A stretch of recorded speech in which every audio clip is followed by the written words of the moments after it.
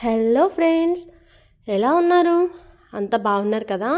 ఈరోజు కూడా మీ variety kit ఒక వెరైటీ రెసిపీతో వచ్చేసింది. ఫ్రెండ్స్, ఇంట్లోనే చికెన్ నూడిల్స్ అచ్చం బయట యమ్మీగా ఉందని తెగ తినేస్తాం కదా. వాడు ఏ ఆయిల్ వేసినా సరే అది అంత టేస్ట్గా ఉంటుందో, అలా కాకుండా ఇంట్లోనే ఇలా చేసేద్దాం. బండి మీద చేసినట్టే టేస్ట్ వస్తుంది. ముందుగా ఒక గిన్నెలో వాటర్, సాల్ట్, అలాగే కొద్దిగా నూనె వేసి ఇలా నూడిల్స్ బయట మార్కెట్లో అమ్ముతారు. ఇవి తెచ్చుకొని చక్కగా ఒక 90% ఉడికించేసేయండి. ఆ తర్వాత వాటర్ డ్రైన్ చేసేసి దానిలో చన్నీళ్ళు అయితే వేసేయండి. ఏంటి తమ్నైల్లో ఏదో జరిగిందని పెట్టింది, ఏం జరిగింది చెప్పదేంటి అనుకుంటున్నారా? చెప్తాను, మధ్యలోనే వస్తుంది. సో తర్వాత చికెన్ని ఇలా చిన్న చిన్న ముక్కలుగా కోసి సాల్ట్, కారం, గరం మసాలా, అల్లం వెల్లుల్లి పేస్ట్, అలాగే కొంచెం మిరియాల పొడి, కార్న్ స్టార్చ్ ఒక 4 స్పూన్ల వరకు వేసుకోండి. కొంచెం కార్న్ స్టార్చ్ ఎక్కువే వేసుకోవాలి.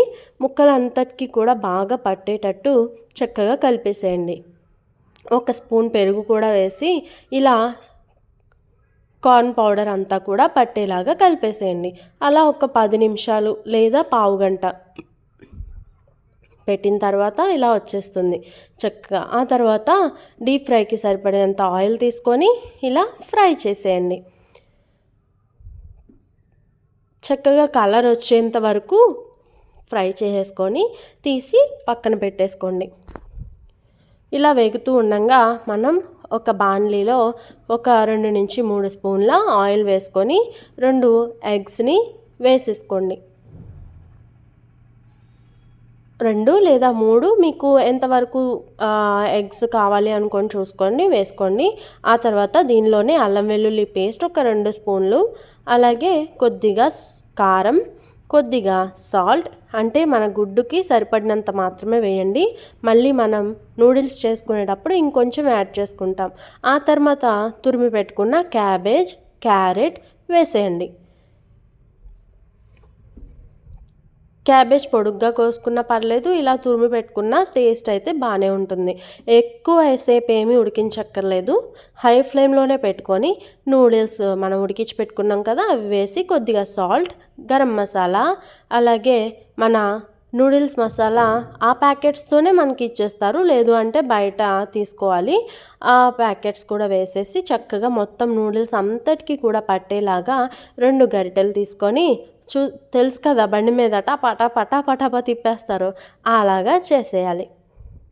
సో మొత్తం నూడిల్స్ అంతటికీ కూడా ఈ మిశ్రమం అంతా పట్టేలాగా బాగా కలిపేసేయండి. ఆ తర్వాత ఫ్రై చేసి పెట్టుకున్న చికెన్ కూడా వేసి కలిపేసేయండి.